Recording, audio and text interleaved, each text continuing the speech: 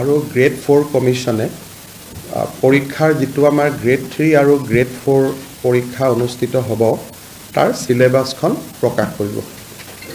মই সংবাদ মাধ্যমক অনুৰোধ কৰিম যে আপোনালোকে যাতে সিলেবাসখন অলপমান বহুল প্ৰচাৰ কৰি দিয়ে ছাত্ৰ ছাত্ৰীসকল যাতে উপকৃত হয়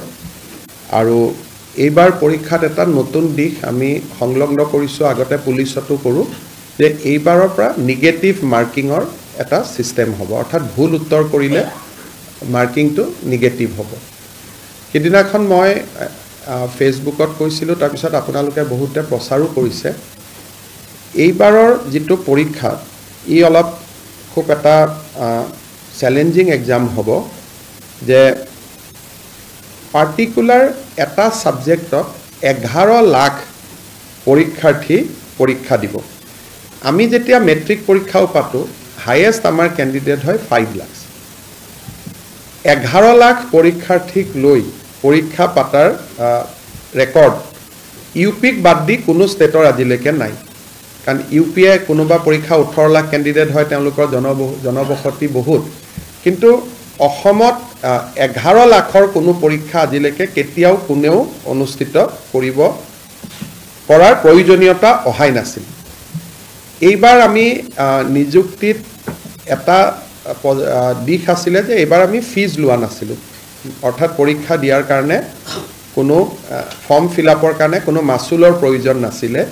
সেই কাৰণে নাম্বাৰটো বাঢ়িলে দ্বিতীয়তে ফাৰ্স্ট পৰীক্ষাটোত যেটো এটা মানুহে ট্ৰান্সপাৰেন্সি দেখিলে স্বচ্ছতা দেখিলে যে দুখীয়া লৰা ছোৱালীয়ে নিযুক্তি পাইছে হিউ প্ৰেৰণা যোগালে তাৰ ফলত 11 লাখ ক্যান্ডিডেট হৈ গল মই ইমান আশা কৰা নাছিলো পৰীক্ষা পতাটো আমাৰ বাবে এটা খুব চ্যালেঞ্জ হ'ব ডিসি সকলেও সেন্টাৰ কৰিব পাৰিব নোৱাৰিব তেওঁলোকেও যথেষ্ট কষ্ট কৰিব লাগিব যি নহওক আমি আগবাঢ়ি গৈ থাকিম আৰু সময়ে সময়ে যি ডেভেলপমেন্ট হয় আপোনালোকক জনাই থাকিম পুলিচ শিক্ষক বা হেলথ ডিপাৰ্টমেন্টৰ প্ৰবলেম নাই প্ৰবলেমটো অকল এই গ্ৰেড 3 আৰু গ্ৰেড 4 ৰ পাৰ্টিকুলাৰ দুটা সাবজেক্টতে আছে আমি আকৰ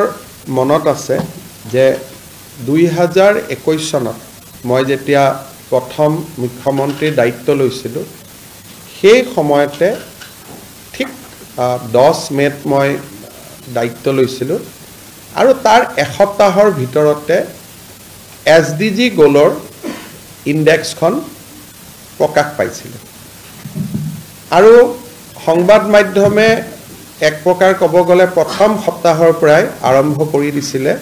যে এসডিজি গোলত আমি কেনেকে পিছ পৰি ৰলো